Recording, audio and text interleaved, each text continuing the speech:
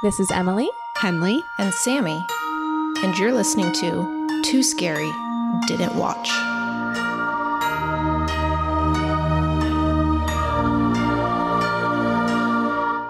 Hi, everyone. Welcome to Too Scary Didn't Watch, the horror movie recap podcast for those too scared to watch for themselves. I'm Emily. I am too scared to watch scary movies. I'm Henley. I'm too scared normally, but this week I watched the goddamn movie. Oh fucking God. Spoiler alert. Yeah, I really spoiled the shit out of this podcast. I'm Sammy, and I like watching scary movies. There we are. Just this week affirmed for me, you guys, I do not like watching them. I just don't like it. I had the opposite experience. You liked it. She likes it. She loves it. I loved it. Well, how about what were our weeks like?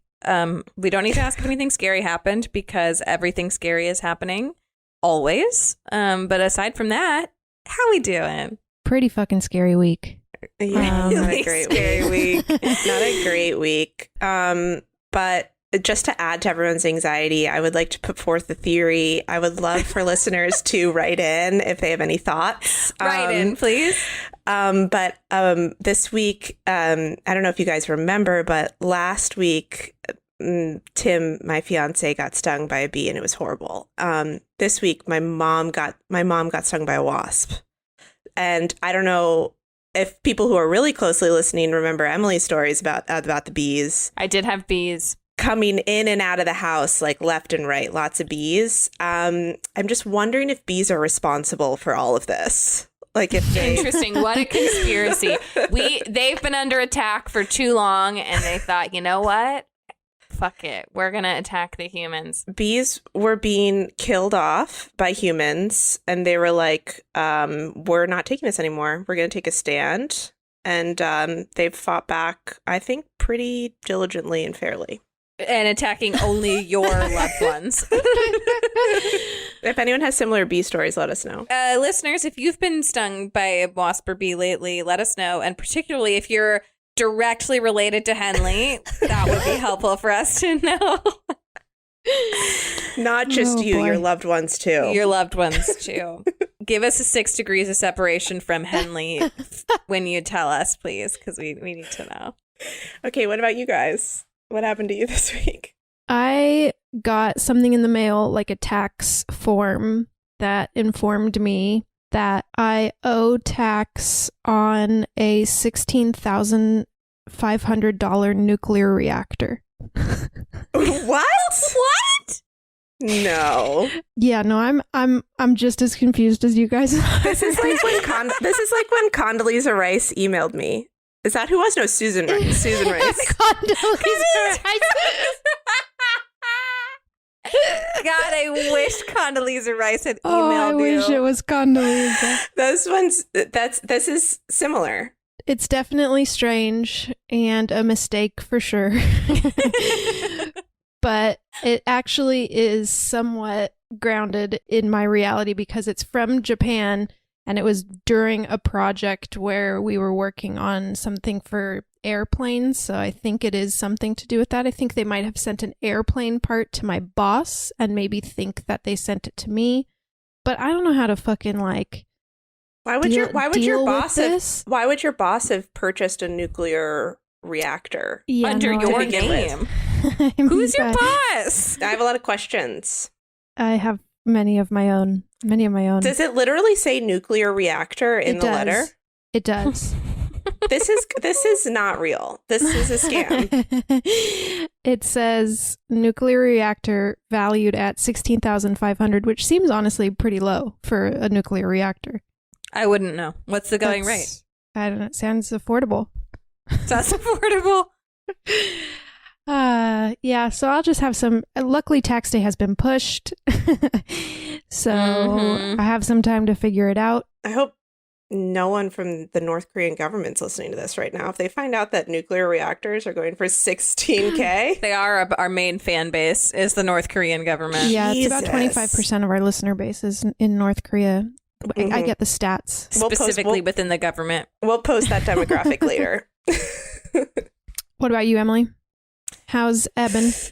I did get nervous. I wasn't hearing him as much. He's gotten quieter, but he's definitely still kicking. But he has gotten quieter, and I was concerned. But I think he's still hanging on.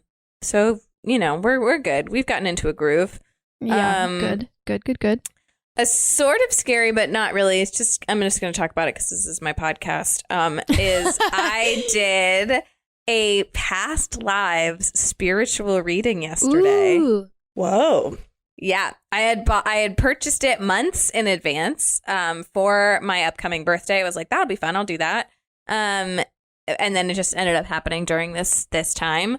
So I had a Zoom call yesterday, past lives reading, and it was fascinating. Wow. It was fascinating. Was it just you and one other person doing the reading? It was just me and the reader, yeah. And I sat with her, and she was like, okay, I'm going to start it off with, and she already was like, okay, yeah, I hear you. Like, my team was, like, trying to give her messages about me, because everybody has a team of people who have been with your, like, soul throughout your lifetime that continue to guide you and, like, be there for you, is, like, essentially the whole deal about it. And I won't go into all of it. I got to know at least one of those past lives. You, my dearest friends, I will tell at another time. But for the listeners, sorry, you're not my dearest friends. Oh my God. You're close and I love you. She's only talking to the North Korean government right now.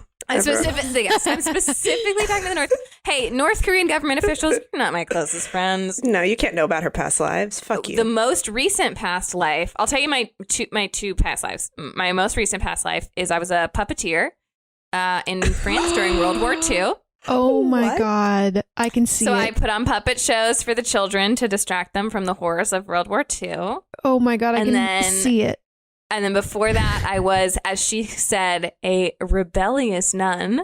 What? In Spain in the 1400s. I was a little rebellious nun, and I broke out of the convent. So, and then there was, all sorts of other little fun tidbits. Wow. It was fascinating. It was a fascinating experience. I want to do this. This makes me believe in it because no two things have ever sounded exactly more like your past lives. I feel like, Yeah, it was real. I'm sold. The journey that my soul has taken up until this point to reach me now, I was like, yeah, that sounds right. That sounds like what my soul has been up to.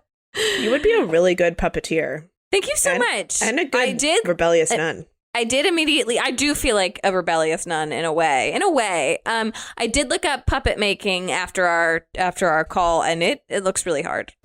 So I don't know, but I did it in a past life. So I can only think being John Malkovich. Have you seen that? You should watch it. And maybe it'll bring up some memories. He is a puppeteer in it. Ooh. John Cusack's character. Right. Yes. John Cusack. Yeah. Cusack. So I'll be ruminating on my past lives and my spiritual guides for a little while here now. So that's me. That's what's up with me. I love it. Well, another, I don't know, sounds witchy, I guess. I'm trying to think of a transition here. My rebellious nun did break out of the convent and seemingly become some sort of like pagan leader. So witchy. Go. So that's why this week's movie. That's why. That's exactly why. We planned it exactly because of this. But this week we're doing the Blair Witch Project. Ooh, I'm so excited. It came out in 1999. Written and directed by Daniel Myrick and Eduardo Sanchez, starring Heather Donahue, Michael C. Williams, and Joshua Leonard. And on Amazon, it says Michael K. Williams. This is stupid, but Michael Kenneth Williams is the name of the actor who plays Omar in The Wire. And so I turned it on, so excited that Omar from The Wire was in this movie. And then I was really disappointed. He's not Michael C. Williams. But yeah, Henley and I both watched it separately from the safety of our own homes. I can't believe it. Henley. Henley watched it just hours ago. I watched it, during the daytime. Couldn't watch it at night. So glad I didn't watch it at night. Thank God. Yeah, I mean, I don't know what to say about it except that I hated it. I hated every second of it. Fair enough. I had never seen it. Henley, you've actually seen it before, right? No. No. No. I have read so much about it that I was like, I might as well watch it because I feel like I know a lot about it already. It was filmed in Maryland, where I'm from originally. And so I think when it came out, Too Scared.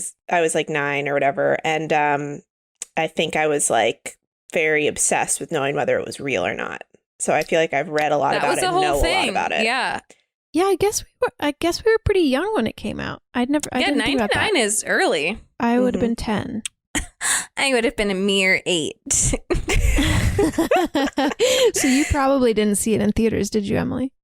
No, certainly not. Certainly not.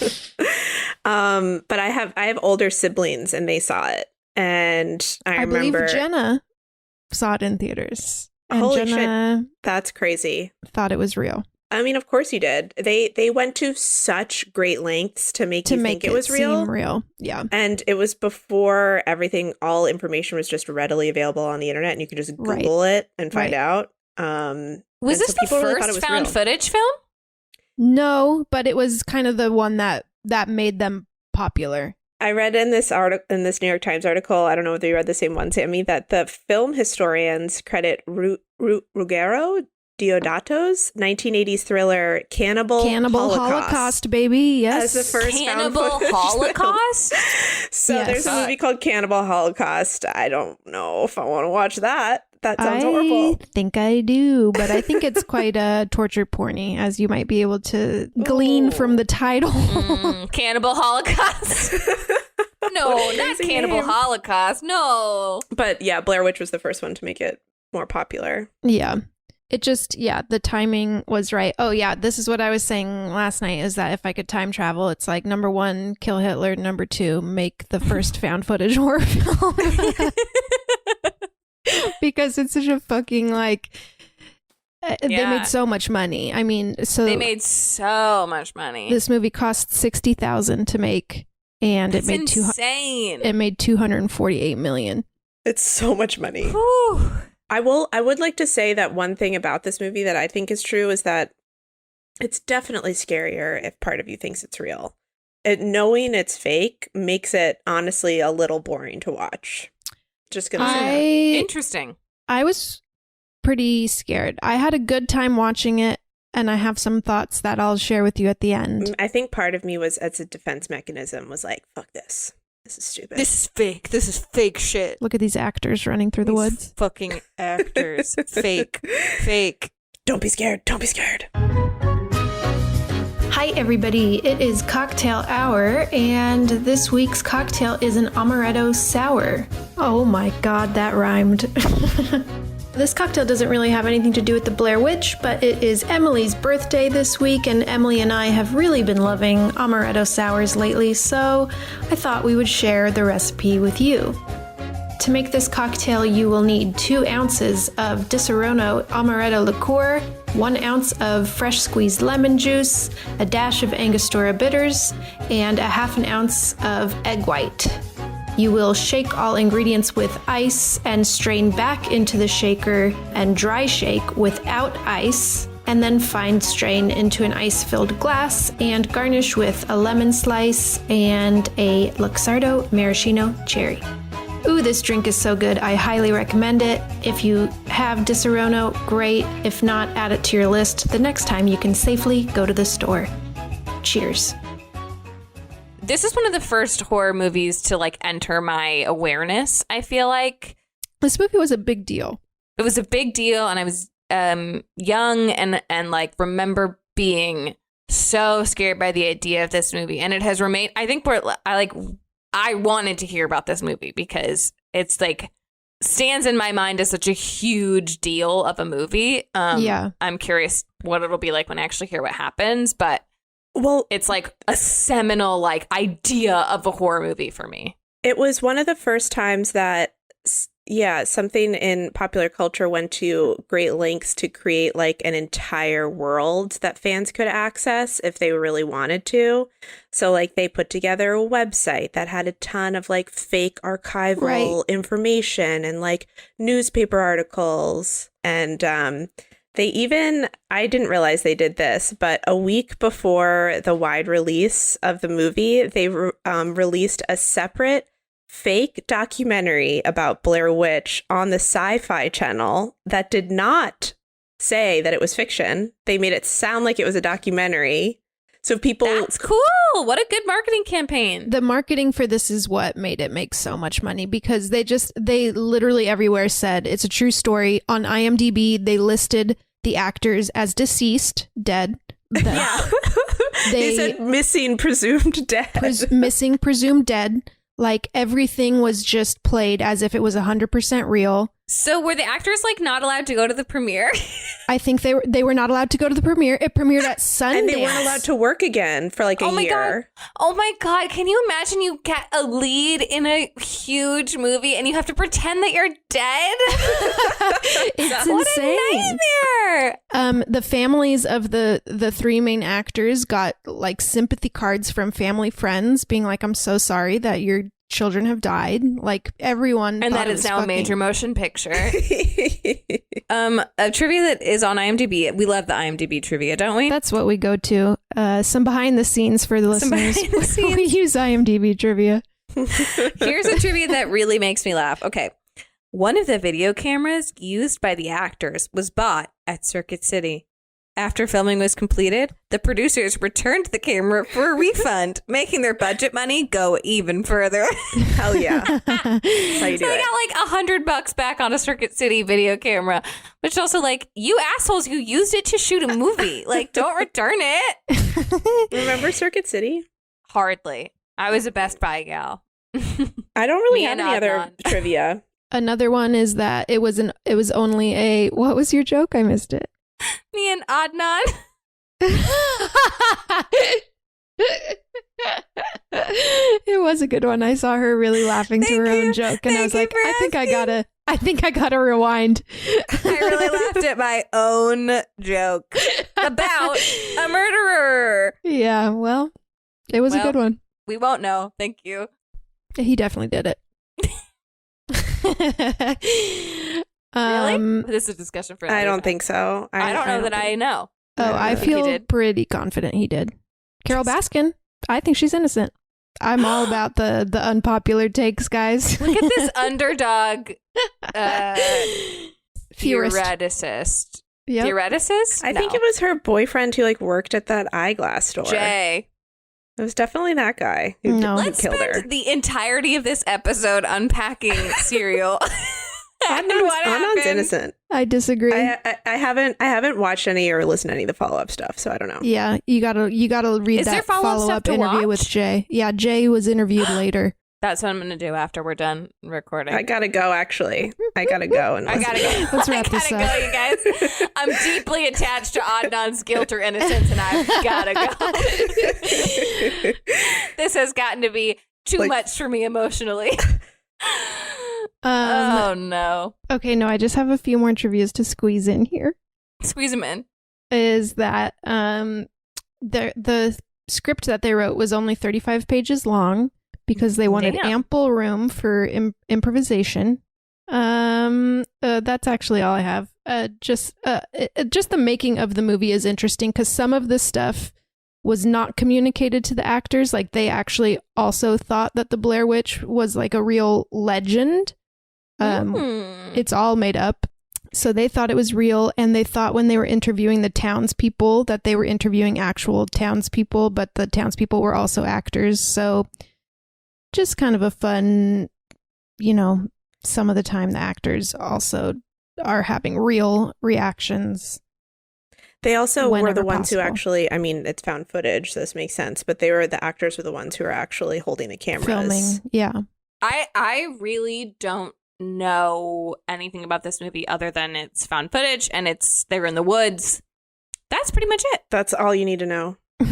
We're going to tell you the rest. We're going to fill in the blanks for you. Should we watch that trailer? Let's watch Yeah, a trailer. let's watch it. Heck yeah. This is my home, which I am leaving the comforts of for the weekend to explore the Blair Witch.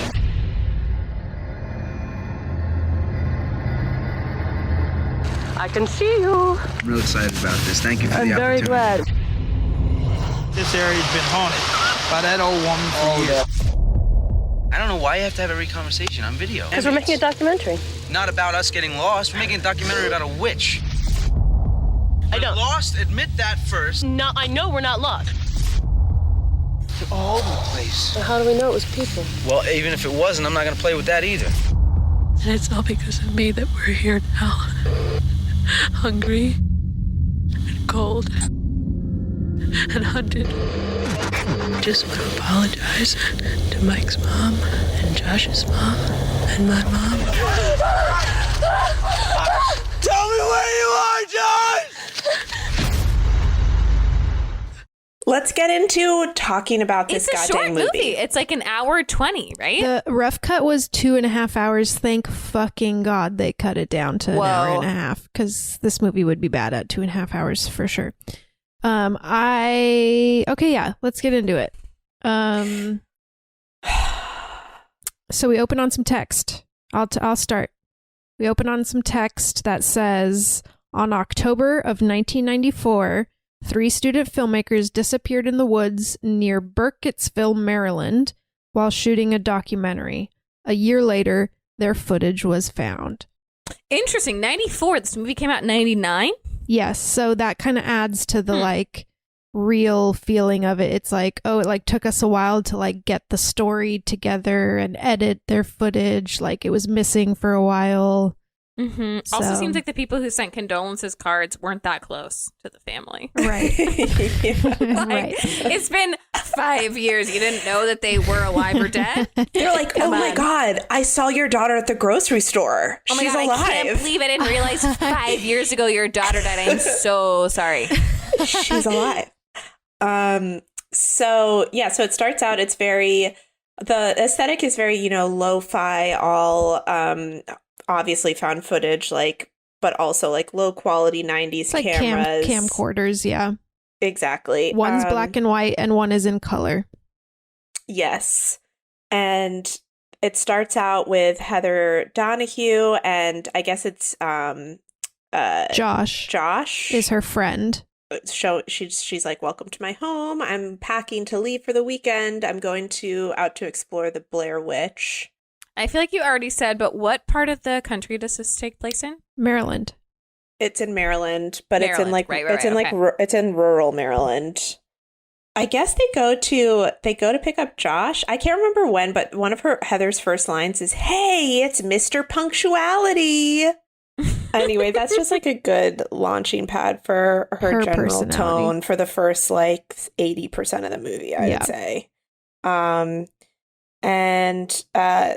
So then Josh and Heather they drive to pick up Mike. Mm-hmm. Mike is leaving his parents' house. Mike and Heather at least haven't met each other before. I don't know if Mike and Josh are supposed to know each other. Yeah, I think maybe Mike and Josh know each other, and Heather's like... She's super, it's clearly her project. She's super, like, excited about it and really high energy. We get like a controlling vibe from her pretty quick. Like she likes, she's in charge. Mm-hmm. But in like a really kind of like in like a dorky like 5th grade teacher type of way. Yeah. Like, come on guys, this is what we're doing. Like that. It's like very intense. And they go grocery shopping to prepare for their camping trip. There's some fun close-up shots of some marshmallows, which I found weirdly realistic. It does do a good job making it, I mean, because it's, again, the actors that are filming. And so it is, it does feel really real, I think, from start to finish. Like, it just feels like three dorks with 2 cameras. 3 dorks, 2 cameras. One witch. One witch. They do their first shot, which is in a cemetery that's, I guess, right outside of Burkittsville, Maryland, where Heather does this very kind of dramatic reading on screen about like there's this myth and no one knows, and there's a surprising number of children in this cemetery. It's very like affected when she's on camera. Overly dramatic. And she says an unusually high number of children died here, mostly in the 1940s, and like nobody's really talks about it. And then that was their first shot, and they're really excited. They got their first shot. There's a lot of pretty. They all kiss and lick the slate, and in coronavirus times, I was like, "Oh, we can't be doing that. We can't be doing that. No. Never lick anything again. I'll never lick anything again. I'll never lick a thing." And then they like start interviewing some townspeople, and it kind of is cutting between a few, like an old man, a middle-aged woman, and like a clerk at a store, and she's basically just asking everyone like, what have you heard about the Blair Witch? And some of them are like, oh yeah, that old myth. Why is it called the Blair Witch? Oh, they say so Burkittsville used to be called Blair. The former town, the name of the town is Blair. And then some of the younger people are like, oh yeah, that's like what my mom used to always tell me, like if I don't go to bed, the Blair Witch is going to come get me. Like she's the boogeyman of the town. I was a little confused. Because there were two different mythologies going around. There was one about the witch, a woman, and then there was another talking about someone named Mr. Pyre. I think they're intertwined, Henley. I bet they are. But one thing that they said about Mr. Pyre was that he would kill two boys at a time, and he would make one of them stand in the corner while he killed the other Facing one. the Oh my wall. God. This is like a town legend? Well, what he says is Mr. Parr came down from his cabin in the woods and said, I'm finally done. And they didn't know what he meant. And they searched his cabin and they found dead bodies of 7 young boys. And they say he would make them go in 2 at a time. That doesn't add up to 7 for me personally. No, it doesn't. For you personally. For me personally, a group of 2s doesn't add up to 7. But you know what? Math is subjective, so let's not dwell on it. It's a little problem I had with this particular moment. Bumped for me. But yeah, he would make one of them face a corner while he killed the other one. Yikes. I'll come back to why I think those are related. Then they hear about a woman named Mary Brown, who as a young girl was taken and disappeared for 3 days and then returned. And they said people say she's crazy, and people, didn't know what That's happened not to Mary her. Brown. Oh, it's not? 2 different people. Wait. Uh-oh. Yes. So Mary Brown, Mary Brown's like the town crazy lady. And she's the only one that's like seen the Blair Witch. But then later we come to that 3-day lady. That's the fishermen that tell that story a little later. Okay, well, they go to interview Mary Brown. Yeah. Who has seen the Blair Witch. Mm-hmm. Okay. And she's living in a trailer in the woods, and has kind of like a freaky homemade gate to her house. Freaky gate. It's like made out of twigs. It's made out of twigs. Oh, scary. Okay, scary. Yeah, freaky. And she said that her and her dad would go down to the creek to go fishing. Mm-hmm. And she was like laying by the creek and felt something touching her arm. Mm-hmm. And looked up. You go.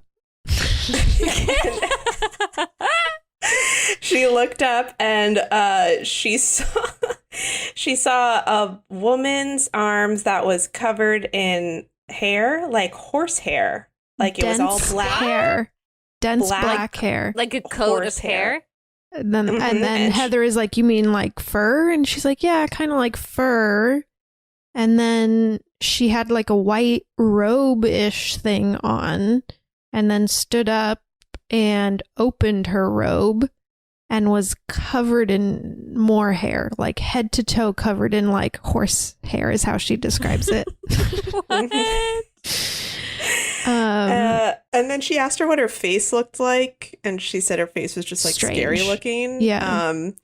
And then they all get in the car. Heather and Mike and Josh all get in the car afterwards, and they're really just like they ripping on this immediately woman. start making fun of her, and they're like, "Oh, Mary Brown, like she said, like she's a scientist. She's like writing a book. I guess like all these things happened off camera where she like told her all her various I careers. wrote them down because they were funny. Yeah, let's hear them. It felt like a real thing that a crazy person would tell you. It's true. She said she told them she was a ballerina, Mm-hmm. she was a historian, and she was a scientist doing research for the Department of Energy. 3 adjectives no one will fight you on. I'm like, all right. Why, yes, I am a ballerina and I am a historian. Coincidentally, guys, I'm also those things. Just as an FYI. And a those are podcaster. your the 3 previous past lives, but before nun and Ballerina, historian, puppeteer. Department of Energy, scientist. So they go back to their hotel and they're like drinking some scotch and celebrating their first day of filming. They're like, ooh, a successful first day. And she kind of is like, tomorrow's going to be a lot harder because we're going to be like hiking a lot into the woods. So like, let's not get too drunk. And they're supposed to be like in their 20s, right? I think young? so. It says they're student filmmakers, so I believe they are like in college or recently out of college, maybe. But yeah, they're young. And next day they drive out to the woods and they come across 2 fishermen that they stop and interview, and the fishermen say some more little town legends. They're asking them the same questions. What have you heard about Blair Witch? And they're like, in the 1800s, a woman named Robin Weaver wandered into the woods, went missing for 3 days, and came back 3 days later on her like parents' doorstep and was like mumbling about the woman whose feet never touched the ground. Mm-hmm. Then they keep driving. They're like deep into the woods, and they park off on the side of the road and start hiking. They throw on their packs. Their packs look very heavy. They're enormous. Huge packs. Huge packs. It's so big. Really heavy packs. Hey, man, if you're really going to hike, that pack is full of stuff. Yeah, it's got their tents, it's got their clothes, it's got everything, it's got all their food. Tents, clothes, food, water. I mean, a legit hiking pack is a big deal. Have either of you guys done a big hiking thing? Ever? No. I went backpacking a couple 2 years ago in a place called Desolation Wilderness, and it snowed and was icy the whole time. That's it was really awful. hard. I would not ever take a trip to Desolation Wilderness. It's near Lake Tahoe. I know. I can't believe it. It was in May and it was so cold. We like camped on literally ice. It was so cold. We couldn't make a fire. I reached a point recently in my adult life where like I like nature, but I don't need to be a person who camps. I'm like, I've settled on that. Every time I camp, I'm certain that I'm going to die, and it's not fun for me. I don't need to do it. It's not for me. I reached a point in adulthood where I realized I don't have to be a woman who likes to camp. It's acceptable to not like to camp. And I support that. That's wow, fine. it was such a release. Yeah, I think I still need to get just there. know I don't have to pretend. I'm envious because I feel like a part of my brain is still trying to convince me, like, you should like this. And No. I don't. I love to be comfortable. I love nature. Both can exist. I'm going to get a lot of negative comments Oh on my this. God. Watch our reviews just plummet. The North Korean government is going to have a field day with these comments. This American doesn't even like to camp. I tried it, and there are merits to camping for sure. But in general, that's not for me. Yeah. Not for Agreed. Fine. Fine. Well, they'll be doing some camping. Heather Okay, and Josh that's and fine. Mike. They Yeah, can we're do just that. getting to the beginning That's of their fine. camping I can experience. accept that for them. Yeah, so they're walking around. They are hiking for a while, and they get to a point where Heather's like, "Here we are. This is it." And they make it to Coffin Rock. Mm-hmm. Not a great name. where Heather does yet another dramatic reading in front of the camera. And it's pretty horrible. She talks about how there were 5 men. Well, first of all, where is she reading this from? It's just like a myth, I guess? Or yeah, I think it's more by just legend? No, I think this one is actually like documented. Like research she had done before doing this film. Yeah. She says that at this rock, it's where 5 men were discovered who were tied to each other head to toe. Their insides had been taken out, and someone came across this, and it was... Wait, and there's also like runes cut into their face, like writing and cut into their face. I didn't like that part. Ew. No, didn't like any of it. Someone discovered these bodies, went back to alert people to tell them what they'd found. When they returned, the bodies had been removed, but the stench of death was still thick in the air. So that's what happened at that rock. So that's their first little like historical point that they wanted to hit. Heather's all like, "Oh, we got Coffin Rock in the books, baby, done and done." And then they're continuing to hike, and they're trying to make their way to the cemetery, right? Or not the main cemetery that we started at, but the cemetery in the woods. That's where Heather's leading them to. Yes, but then it starts to rain, and they have to set up camp for the night. Yes. And then it cuts to pretty quickly the next morning, and I think it was Josh who says, like, "Oh, I heard noises in the middle of the night. Like, I heard an owl. I heard someone cackling." And then Mike cackling. Yeah, he like casually says he heard someone cackling, and Michael's like, "If I heard someone cackling, I'd shit my pants." And I just... yeah, he was like, I'd be so scared. I liked that line. Nobody's like scared yet. No, spirits are still up. However, on this day, there's some reference to the fact that they feel like Heather kind of got them lost the day before, but then they found the trail. She keeps saying, like, "I didn't get you lost. Like, don't worry, we found the trail." Like, and then it starts to begin this kind of back and forth between them where, like, they're not like trusting. Has started to form. Yes. So they're not really trusting her. But I would say... No, they are not. The seeds of distrust have been planted. However, I would say that this is the fun and games portion of the film, where there's a lot of like joking around and like stupid filming happening. Like they have no reason to be scared yet. They're just sort of like, well, this is annoying me. Like maybe got lost, but they're not freaked out. She's like, about them being lost for a second, she's like, "Oh, well, I'll look back on this and laugh. Like, haha, who cares?" And then they make it to a clearing that has a few piles of rocks. Jenga style? Jenga style, baby. Small Jengas. And then we cut to night, right? And they're like in their tent. They all sleep in one big tent. Yeah, that sounds horrible to me. All 3 of them are in a tent. They're so close to each other. They're just like right next to each other. Which, like, I don't think is how they would have done it. Like, I'm sure she would have had a separate tent. She would have had her own tent. Because it's not hard to have 2 tents. But not hard. At the same time, with the spooky stuff that's going to happen, I think they would have all ended up in one tent anyways. I would have been scared and been like, "I'm coming in your guys' tent."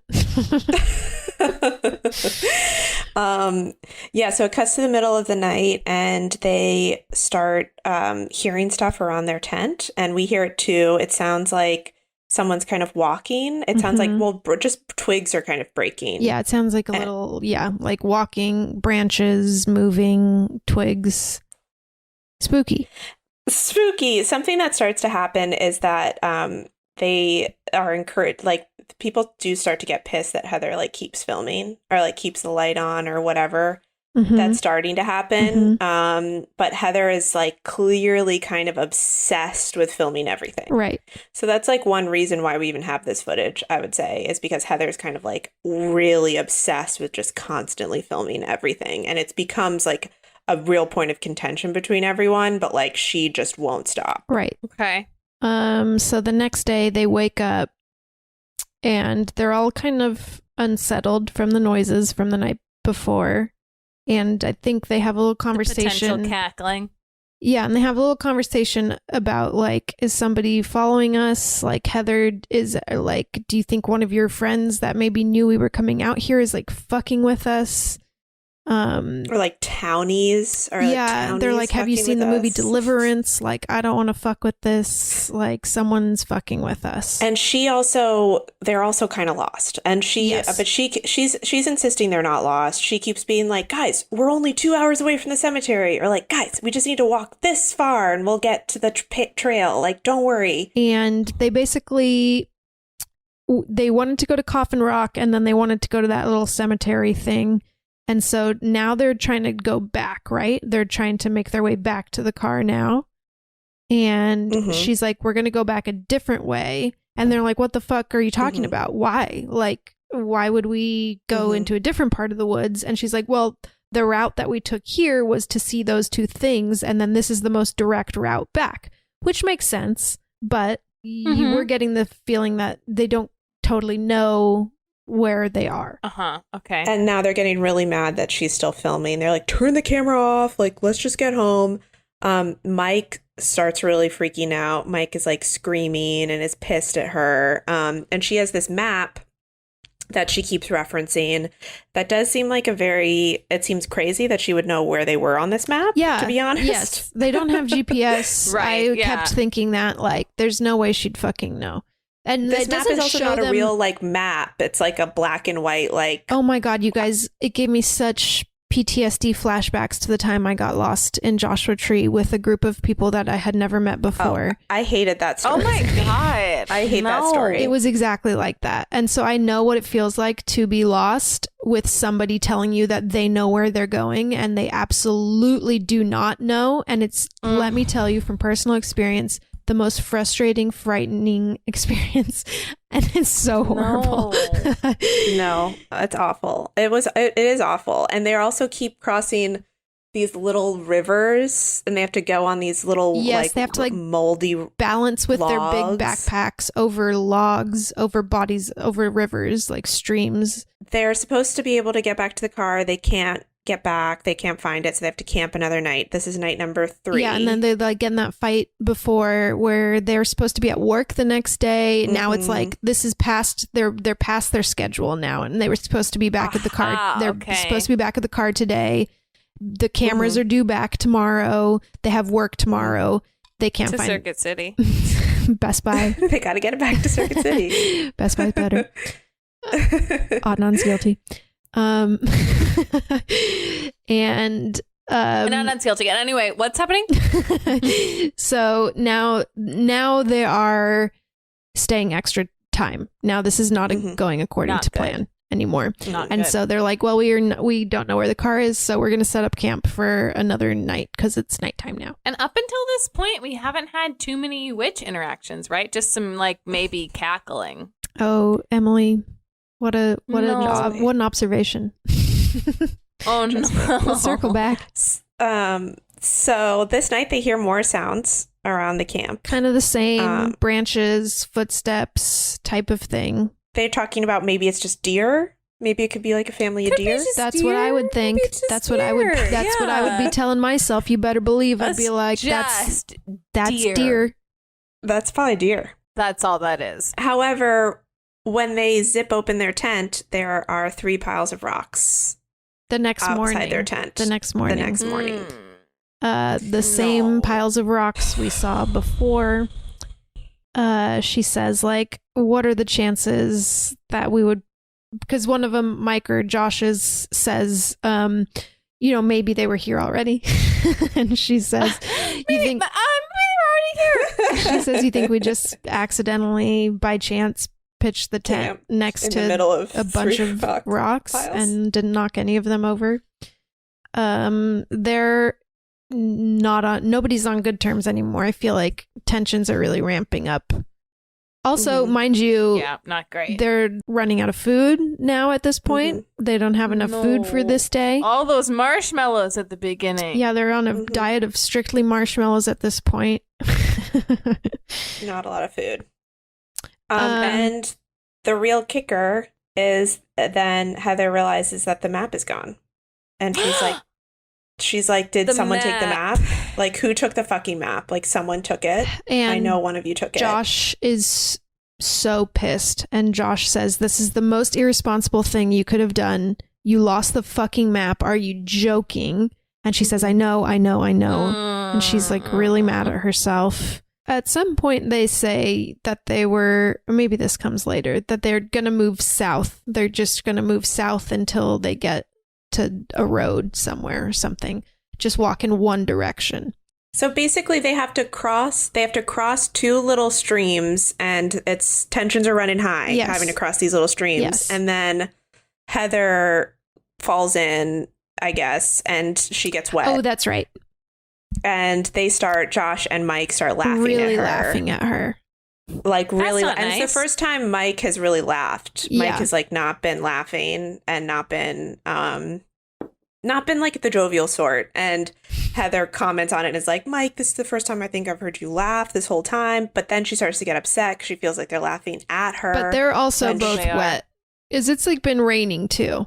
And They so just, it's a much needed reprieve. but it's from- also Yeah, that they're but then kind it of turns- going crazy. Like Then it turns like kind of bad, and Mike starts like really laughing, like too much, Mhm. like really, really laughing, and kind of having this like weird mental breakdown laugh situation. Mhm. And then he gets really amped up and starts laughing, and he's like, "You guys want to know something? You want to fucking know you know something? something so funny?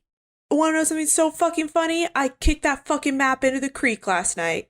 I kicked it into the creek. Because she didn't know Fuck that map. she didn't know what the fuck she was doing with that map. Like that map did nothing for us. And they're like, is he kidding? Is he kidding? Both Josh and Heather are. And Mike is the one they didn't know before this. I think Josh might have known him, but yeah, Mike is the lesser known one. He's not like a close friend of theirs. But they're like, is he fucking kidding? He better be fucking kidding. And then they get into like a full like physical fight. Heather's like screaming at him, and Josh starts like hitting him.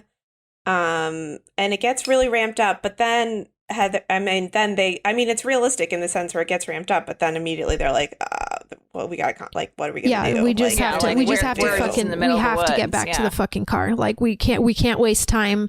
We can't spend another fucking night out here. We need to find the fucking car. We need to Yeah. keep moving. Ugh, And so they're trying to move God, that's south. fucking stressful.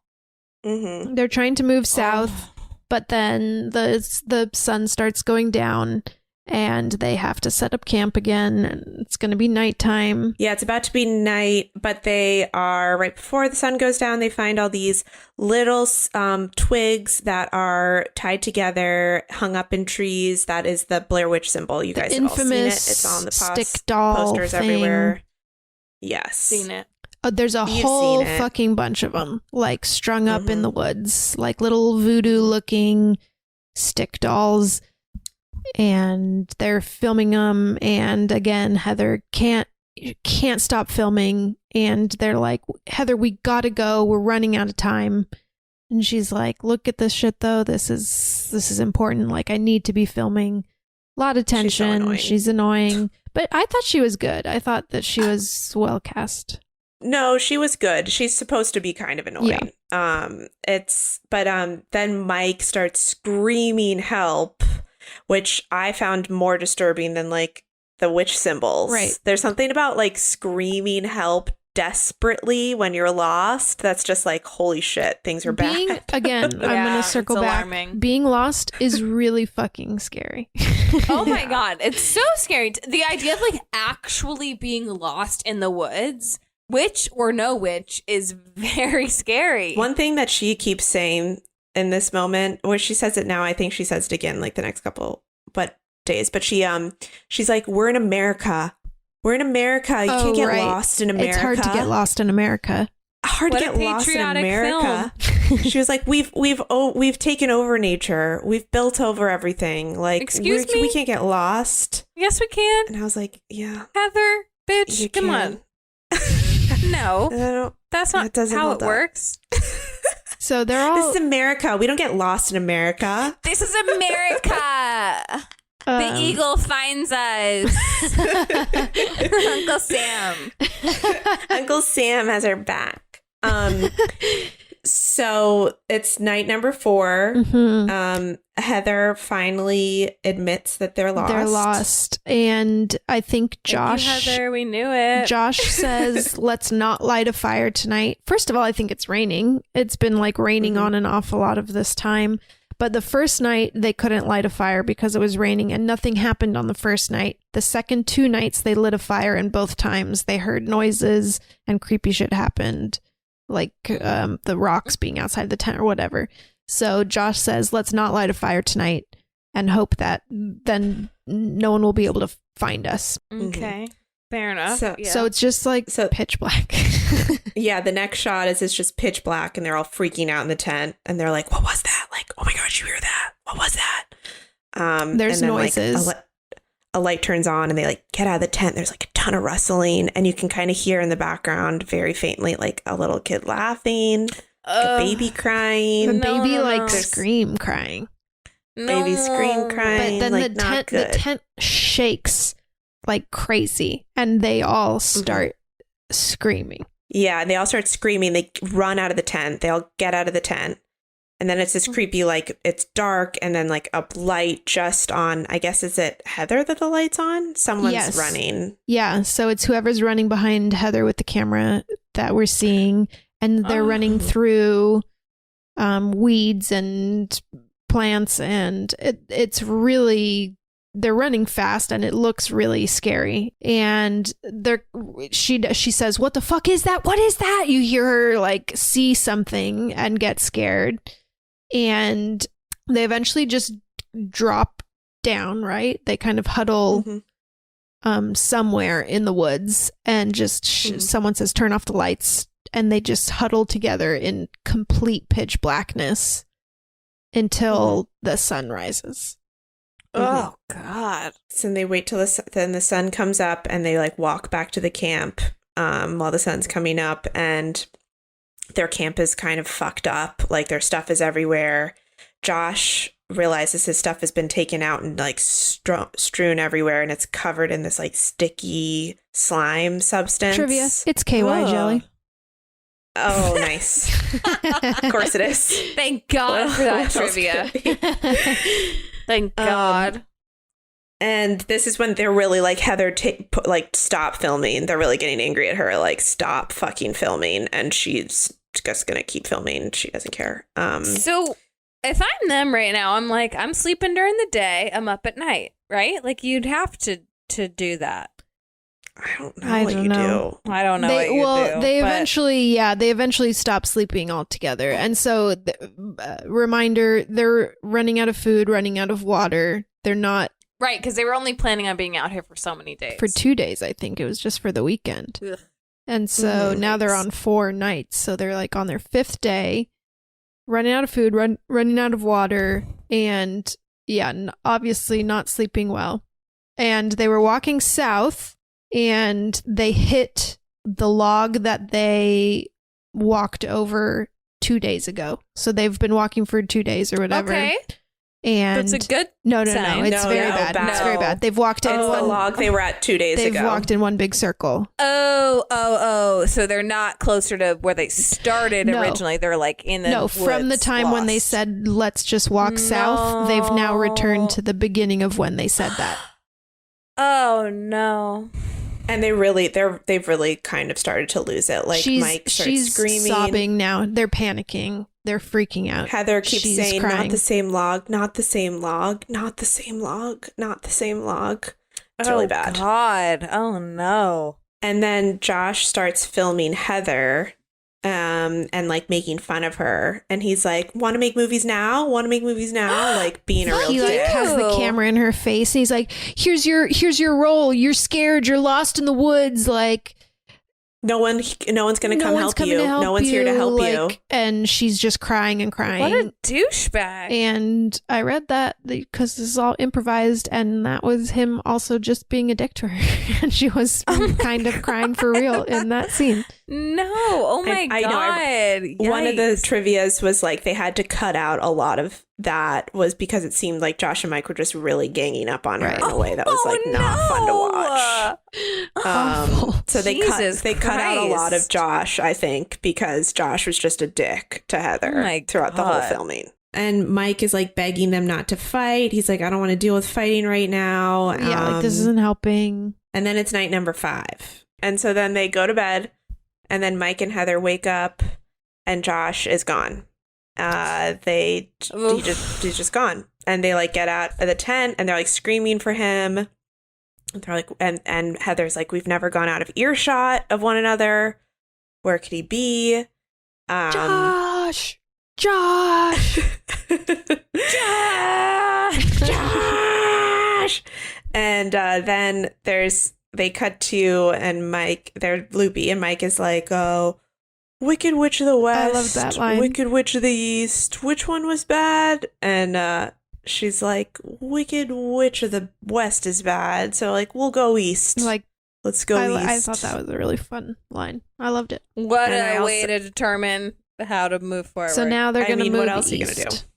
Which also, by the way, Wicked Witch of the North is the bad one, or is the good one, which the other two are actually both bad. But who cares? Who cares? Spoiler for freaking Wizard of Oz. Cares. So then they camp again. I don't know if I'm missing anything, but No, they camp again. They're talking more about what they would eat. They talk. She talks about how she would love to drink a whole big bottle of Bordeaux, which resonated Yeah. with me. I was like, I want that too. Love Yeah. that. He's I'd like, love what's your that. favorite thing to do on a Sunday? And she's like, it used to be hiking. She's like, I think that might change. Maybe don't love that anymore. No thanks. So then it's night number 6. Oh God. They're in the tent and it cuts to middle of the night and they hear Josh screaming. Like Mhm. their friend screams from a distance. He's the one who wasn't there when they woke up. Mm-hmm. And it sounds like he's being hurt. Yeah, so it sounds like he's screaming in pain. They kind of are going out a little bit with their like flashlights and stuff, but not. It's kind of coming from all sides, right? That's the other thing with any sound that's happening at night is sound. There's keep saying it sounds like it's coming from every direction, so they can't quite follow where any of the sounds are coming from. They can't pinpoint where he is, so they go back in the tent. They can't sleep.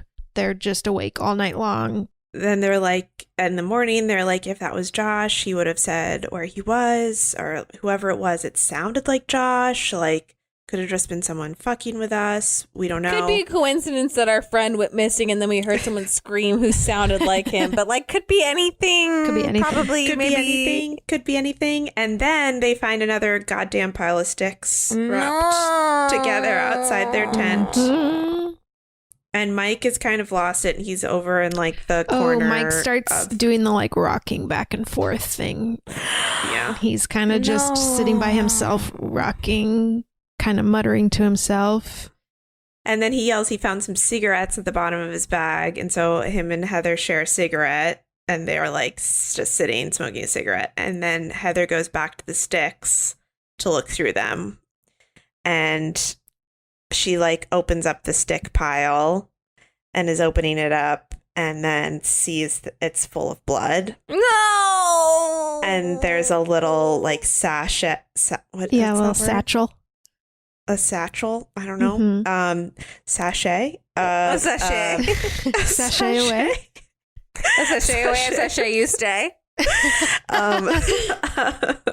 That's covered in blood that she like opens up and films herself opening it up with one hand, and inside is like hair and blood, and she starts screaming. It's teeth. I looked it up because I couldn't actually see. I was really trying to make out what it was. You can see that it's like a bloody clump of hair and something, but it's hair actually and teeth? it's teeth, and it was actual teeth that they used from a dentist office. Really? I didn't even see teeth. I didn't see them either, Oh my God. but apparently it's teeth. And so she fucking freaks out and is screaming. Obviously. But Like hyperventilating. hyperventilating, Like, panic attack. But she does not tell Mike because Mike, she can see, is not doing well, just as it is, without knowing about the bloody hairy teeth. Wouldn't help him, to be sure. No. So it's night number 7. Sun goes down. This is when we get our classic shot. That's on the cover. The famous shot. Beanie and eyes and snotty nose. And she is doing a little confessional, basically, to the camera, kind of a little last message just in case. You know, I don't know what's going to happen. I'm so sorry. I'm so sorry to Mike's parents. I'm so sorry to Josh's parents. I'm so sorry to my parents. This is all my fault. I'm so scared. I'm so scared. I think we might fucking die out here. And I don't know what's going to happen. And this is all my fault. And I'm just so sorry to everybody that I made us do this. She's crying. Snot's pouring out of her nose. She looks to... I can only think of also Scary Movie. Just the spoofs on this. There have been so many parodies of it. It's hard to take it seriously now. And then she kind of... the line that I wrote down, because I thought it was such a good line, is, I'm scared to close my eyes. I'm scared to open them. And I was just like, oh. She kind of turns and is like, what was that? What was that? What was that? She's so on edge. And she hears what could be Josh, like the screaming again, I guess. And then her and Mike start moving towards trying to find him. They're like kind of running now with the cameras. Starting from this point, it's just kind of like nonstop movement. Like from here on out, it's just running. And it's nighttime, remember? So it's pitch black except for where the lights of the camera are showing. And so, yeah, they come across a house. Super like dilapidated, rundown house. And it's moving between Heather's camera and Mike's camera at this point. And you keep hearing Josh screaming for them. Mike's going after Josh. Heather's screaming for Mike because she keeps losing him. They go inside this house. Hell no, am I going inside this house at this point? It's like textbook the scariest house you could imagine. Don't fucking go in that house. Wait till daytime. Don't go in that least. Fucking house. But they think they hear Josh screaming inside the house, so they go in. Right, which makes it a little bit more realistic that they would actually go inside. Yeah. So they go inside the house. The house is fucking scary. They run upstairs. When they're upstairs, they see all these baby handprints. They're like tiny, bloody handprints. Handprints all over the walls. And also like runes. Ew, no. Yeah. No. So they hear it upstairs, but then they think they hear him downstairs. So like Mike's running after Josh, hearing him upstairs. Heather's running after Mike. And then they get separated, right? And so she's upstairs. And looking around upstairs, and it's just like everywhere the camera pans, you expect to see something pop out. So it's a very frightening scene. It's just, you're so on edge. And then, she hears something from downstairs and runs down. And she's like, I hear you, I hear you, I hear you. Goes down into, is it a basement? I think it's a basement, it's below ground now.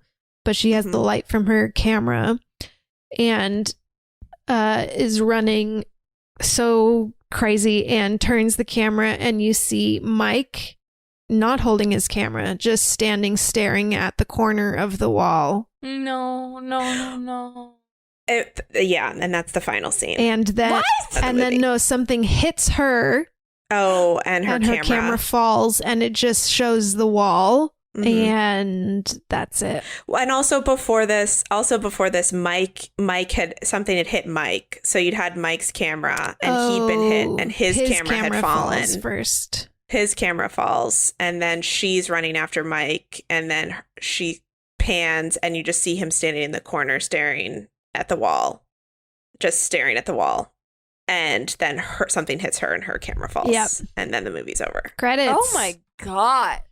So I will say I was incredibly disappointed. I wanted to see that nasty ass witch. I was really... Yeah, we never got a single shot of the witch. No, and apparently there was supposed to be a shot of the witch when they're running in the woods. Apparently there was a person standing in costume in the robe looking fucking scary, like off to camera, and they were supposed to pan to it, but they didn't, and then they never reshot it. And so we were supposed to get a glimpse of the witch, but we never did. And I totally usually like, never seeing the thing. We've talked about this before. There is something scarier to not seeing the thing, but I think in this situation, I would have liked a little peek at that thing. A little glimpse. A little glimpse. Yeah. The movie was more about being scared about getting lost, I would say. I mean, that was actually kind of like the scarier thing in a way. So then the idea is at the end of the movie, like when people sent condolence letters to these families that like something happened to them at the end of this movie and we don't know, but they're probably dead? Yes. I think so. But also they disappeared. But so the Mr. Parr thing that's mentioned at the beginning, who like makes little boys stare at the corner of the room when he kills them. I kind of got the impression, and this might be totally wrong, but that the witch maybe kind of puts a trance on people and makes them maybe kill for her, and she's not doing the killing. Oh. And so I was kind of imagining it. Interesting. I was imagining it at the end as like Mike is now under a trance. I don't know. I don't know. But I kind of, it's like loosely enough that it doesn't really definitively say anything, but it's also enough of a tie that it kind of makes it feel related. It could also be that Mr. Pyre and the witch are just the same thing. Yeah. Like people are just creating like mythology about spooky, scary things that have happened, and like they just like a murderer. Put different names to it. Yeah. Right. But that was relevant. I mean, in the beginning, that he specifically said that he would kill someone and make them stand in the corner. Well, and that wasn't originally in it, and they had to go back and add in that line because it originally didn't include that and ended the same way, and the test audiences were too confused, and so they had to add that in just to have one line to kind of a connection point, link it to. Yeah. Weird. So I feel very happy that I have now seen this movie. Seems like something to check off the bucket list, if you know what I mean. Definitely classic. Definitely classic. And it's short. It's only a little over an hour. Easy, so scary, hard. Game changer. I'm mad I didn't make a classic. I'm mad that this wasn't my idea. And well, one day you'll go back in time, kill Hitler, and then make this movie. Yeah. Praise be. Praise be. Merry podcast, everyone. Merry podcast. What's our next one? We've announced it. Oh my god, it's Mandy. Guys, I'm really excited. Oh no, one thing that I did want to say is that this episode will come out the day after Emily's birthday, so everybody wish Emily a happy belated birthday. Oh my god. Happy birthday. Thank you so much. Thank you so much. It will be my birthday, and thank you so much for wishing me a happy birthday. I thought I don't mind having a birthday in quarantine. It's not too bad. Yeah. It'll be all right. Gonna have a big birthday Zoom. A big birthday Zoom. We're gonna make some cocktails and have a big birthday Zoom, and it'll be all right. And on that note,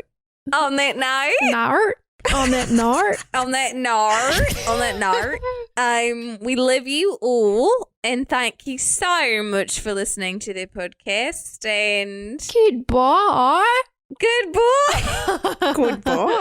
Goodbye. Hi everyone, Emily here. Thanks so much for listening to another episode of Too Scary Didn't Watch. If you are enjoying our episodes here in this quarantine time, please do subscribe, rate, and review on Apple Podcasts. You can also follow us on social media at TSDW Podcast on Instagram and Twitter and Stardust.